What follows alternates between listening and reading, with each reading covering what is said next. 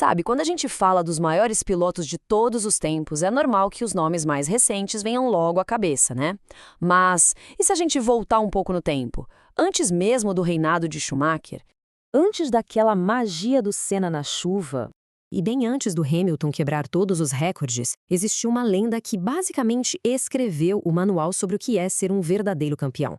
Pois é, hoje vamos mergulhar na história de Juan Manuel Fangio, um piloto que não precisava do melhor carro nem da equipe mais rica. Ele, por si só, já era a diferença. Ele simplesmente vencia, e no processo, ele redefiniu o Escort para sempre. A trajetória do Fangio, bom, ela não é aquela história clássica de um garoto prodígio, sabe?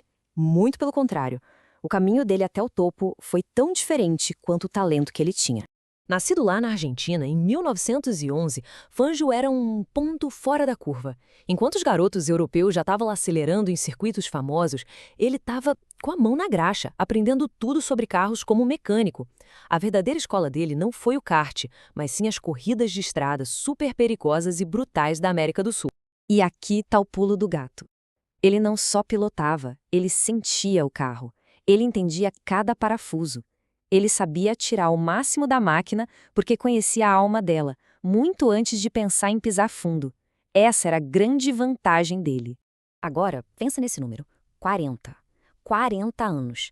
Essa era a idade do Fangio quando ele finalmente estreou na Fórmula 1. Uma idade que para a maioria dos pilotos é o fim da linha, né? Aposentadoria. Para ele, a história de verdade estava só começando. Agora vamos para o que, talvez, seja o feito mais impressionante da carreira dele. Essa capacidade de dominar, não importava em qual carro ele estivesse sentado. A jornada começa em 51. No volante de uma Alfa Romeo, ele vai lá e crava o primeiro título mundial. Já chegou mostrando que o lugar dele era no topo. Logo depois, ele muda para Mercedes. E o resultado? Um domínio absurdo. Ganha os campeonatos de 54 e 55, pilotando as famosas flechas de prata. E aí, o que ele faz? O que ninguém imaginava. Ele vai para a arquirrival, a Ferrari. E claro, vence de novo em 1956. Sabe, trocar de equipe e continuar ganhando, isso simplesmente não acontecia.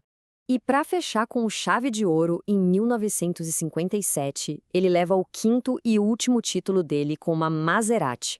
Pensa só nisso. 4 montadoras diferentes, 5 títulos mundiais. É inacreditável.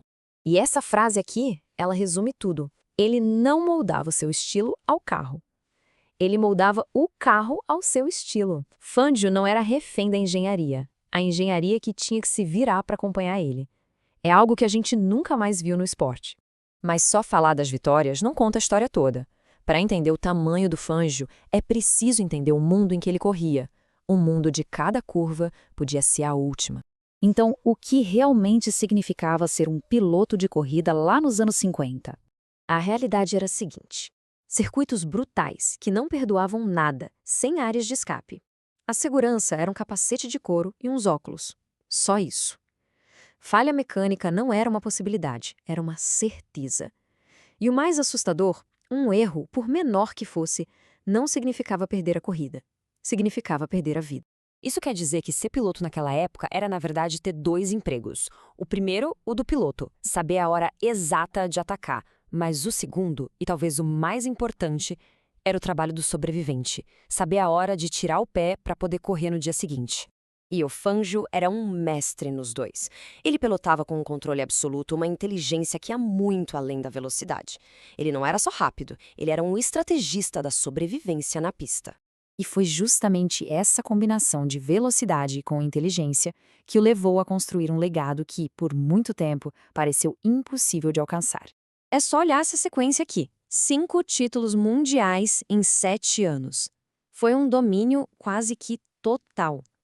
E então, em 1958, no auge, sem ter mais nada a provar para ninguém, ele simplesmente parou. Os 5 títulos dele viraram uma marca que ninguém conseguiu superar por quase 50 anos. Um recorde que só foi quebrado numa era totalmente diferente, com muito mais segurança, tecnologia e mais corridas por ano. Isso ajuda a gente a ter uma noção do tamanho do feito dele. E talvez o mais incrível do legado dele seja o jeito como ele terminou. Ele se aposentou quando ainda era, sem discussão, o melhor. Sem decadência, sem uma última temporada melancólica, ele saiu no topo, do jeito dele. Uma saída de mestre. No fim das contas, talvez essa seja a melhor definição do legado dele. Ele venceu em uma era em que o piloto era mais importante que o carro. Ele era a peça final, aquela que transformava qualquer máquina numa campeã. Isso nos deixa com uma última reflexão, né?